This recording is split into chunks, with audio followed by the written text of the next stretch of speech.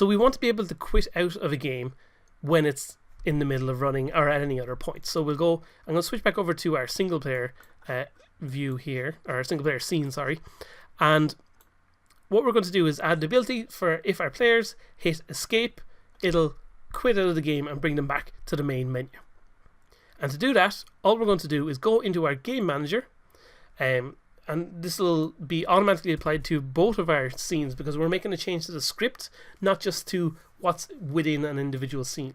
So what we're going to do is say if input that get key down, if we find the player pressing the key code for escape, so if they press the escape button,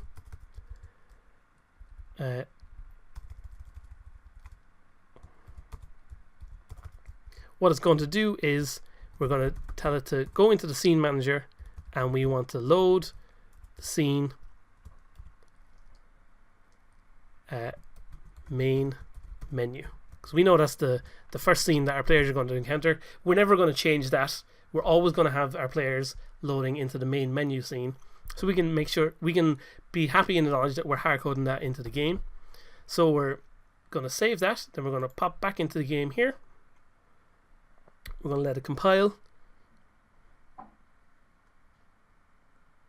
Should take a second or two, and then once it's done we can go into our game, hit play, and you can let it play for a second, and then if we hit escape, there we go, we pop back out to the main menu. If we go into multiplayer, we can hit escape, it goes back out, and of course then we can quit out of the game. So there you go, that's pretty much everything in our game built. The next thing to do is actually finalize the game itself and export it into something that's playable by our players. Konnichiwa.